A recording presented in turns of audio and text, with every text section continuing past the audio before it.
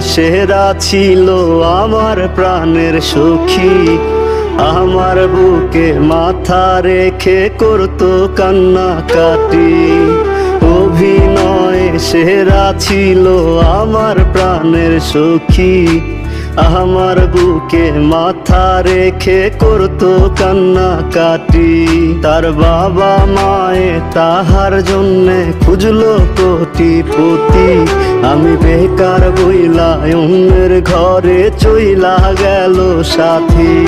তার বাবা মায়ে তাহার জন্যে খুঁজলো কোটিপতি। আমি বেকার